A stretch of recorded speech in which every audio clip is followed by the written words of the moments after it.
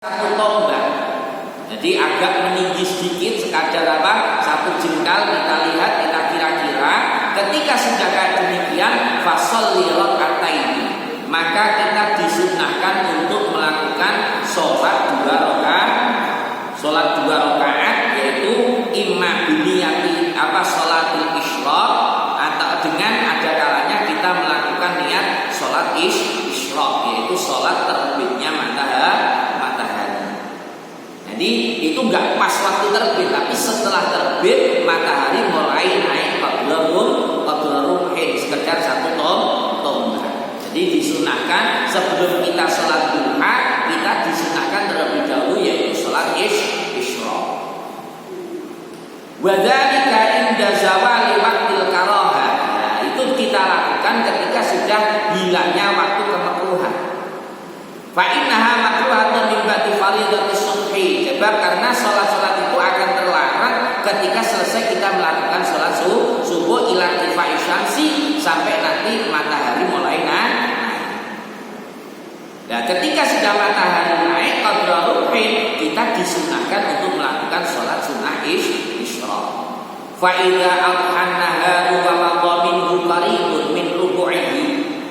Ketika nanti sudah mulai masuk waktunya duha, maka kita disunahkan apa? Fasholli sholatal duha. Kita disunahkan untuk sholat duha.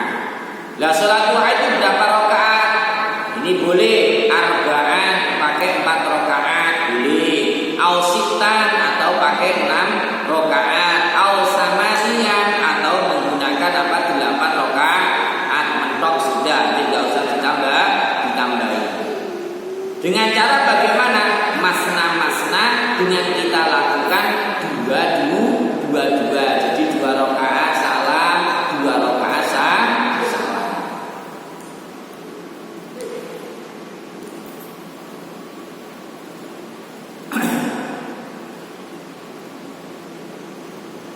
Faqad naqaltu hadhihi al-i'jad kulliha an Rasulillah sallallahu alaihi wasallam.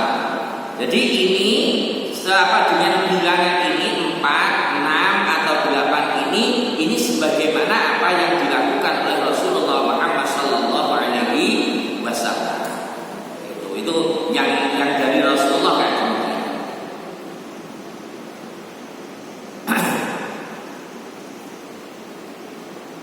Nah, kalau seandainya mau pakai 2 tidak apa-apa, sudah pokok minimal itu 2 rakaat sholat duha. Seandainya keburu-buru pakai 2 rakaat tidak apa-apa, sudah pokok yang penting kita melakukan sholat sunnah duha. Itu aja, minimalnya yaitu pakai 2, kalau bisa yaitu 4, terus kalau 6 atau 8. Wa dzakara as-Suyuti anal afdal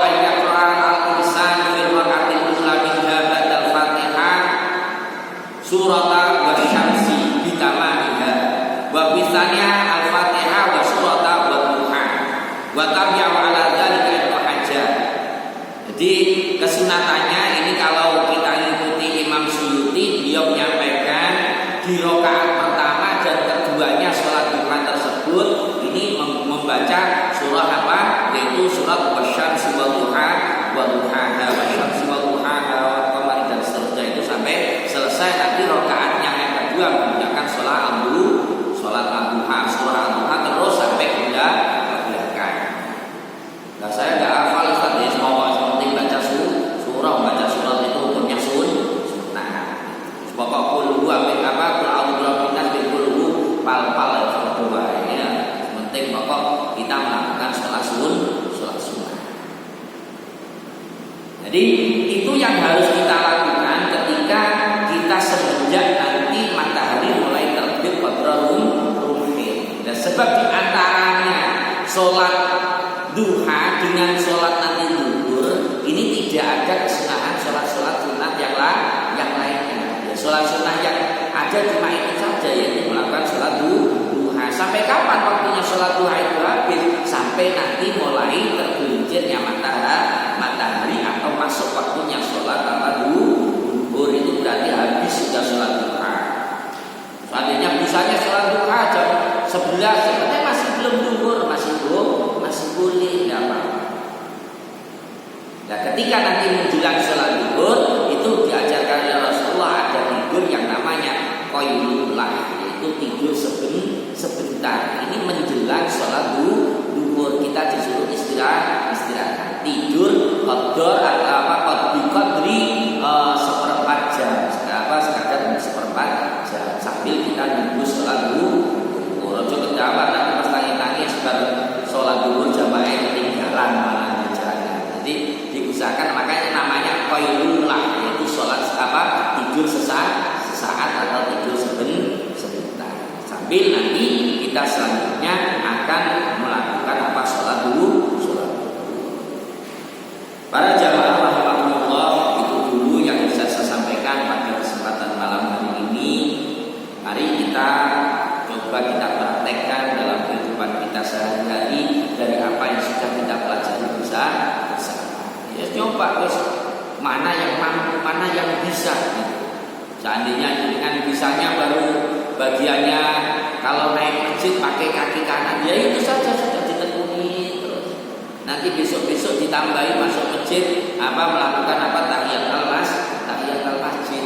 Loh kok baru bisa masuk masjid pakai kanan? Iya, datangnya imamnya sudah mulai sholat. Berarti dengan nggak usah sholat tahiyatul masjid. Yang penting masuknya masjid kita tata. Kalau kita pakai sandal kemarin, sandalnya yang kanan kita lepas, terus kemudian kita injekkan dulu, kemudian kita lepas yang kiri, baru kemudian kita langkahkan yang kanan masuk ke masjid sambil kita membaca doa. Itu saja sudah dilatih. Sedikit ilmu, tapi yang penting manfaat. Kalau bisa banyak ilmu, semuanya manfaat. Jadi itu saja dulu yang bisa saya sampaikan pada kesempatan malam hari ini. Semoga apa yang kita pelajari ini menjadi tambahan ilmu yang manfaat, yang bisa meningkatkan kualitas ibadah kita kepada Allah Subhanahu wa taala. Amin ya rabbal alamin. Barangkali ada jamaah yang mau bertanya, monggo silakan. Monggo Pak.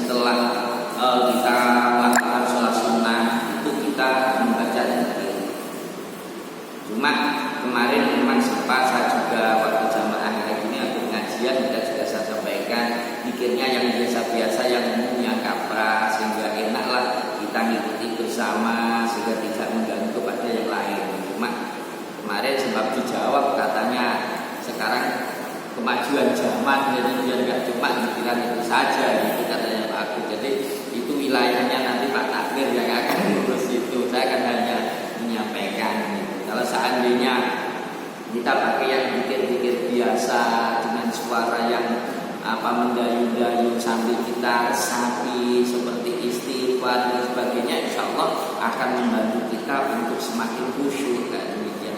Tapi kalau lagunya malah sholawat qiyam, malah gayanya nggak cocok, nggak fi mahalihi, tidak pada tempatnya. Memang sempat kemarin saya sampaikan juga, tapi masih memberikan sebuah alasan atau argumen, ya sudah, pokok penting mau jamaah kan baik, saya gitu ngambil sisi paling terbaiknya gitu. Daripada nanti seandainya kita akan malah ngambil nggak mau jamaah gimana nanti kan gitu. Sudah, jadi nanti mungkin bisa kedepannya mungkin melalui ketua takmir bisa diberikan masukan. Jadi biasanya kalau di luar sana itu kalau pikiran kan pakai tasbih ya, subhanallah, alhamdulillah, itu kalau subuh kan gitu biasanya lagu-lagu yang kayak demikian.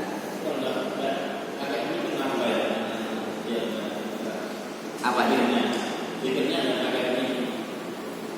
Ya, yaitu jadi kita sudah repot dengan sebuah kebiasaan, sebuah adat. Jadi sudah biasanya pakai mikir pakai mie gitu. Sehingga alasannya biar nanti yang sana masih dengar, oh ternyata masih belum iqomah kan gitu.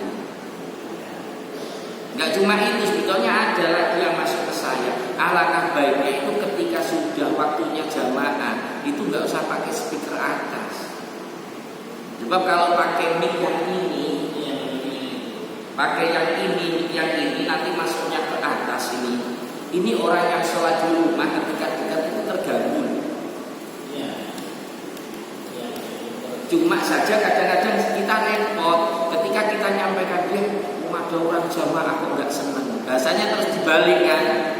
Ini yang repot kita menghadapi hal yang kayak demikian. Kalau kita saling toleransi dengan baik, wong jamaah itu yang perlu dengar ini kan hanya orang yang jamaah. Kalau orang yang di rumah kan nggak perlu dengar.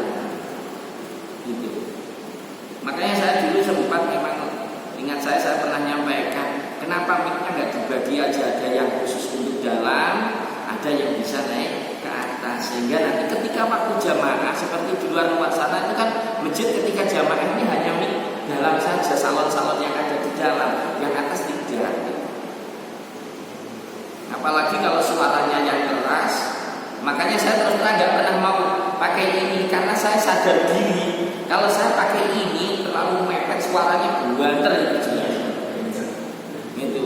Saya sadar diri, bukan saya nggak mau, bukan saya ngerti saya nggak enak kalau pakai ini mesti keras ini saja. Makanya saya nggak pernah mau pakai ini gitu. Sholat pakai cukup dengan suara saja, suara saya saja itu paling ke speaker mungkin saja juga sudah keras juga itu, sekalipun saya tidak pakai yang ini. Dan kita ada lagi di Al-Quran pernah saya baca Allah itu maha mendengar. Itu yang diperlukan adalah Nabi Musa ya. Jadi janganlah terlalu berat. Allah itu maha mendengar dalam berdoa.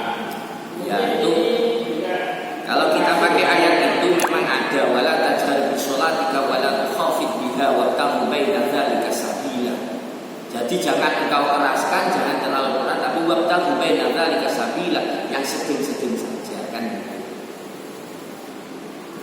Cuma kadang orang itu pakai keras kenapa? Saking semangatnya kan. Saking semangatnya. Macam-macamnya orang mari Pak. Jadi ada orang itu senang pikiran itu pelan-pelan sambil ada yang enggak suaranya keras kurang semangat, ya ada yang kayak gitu. Nah inilah namanya orang macam-macamnya orang. Kita harus bisa menerima kelebihan dan kekurangan seseorang. Kita yang harus sadar diri kayak demikian. Sehingga sampaikan ke ketua pengumuman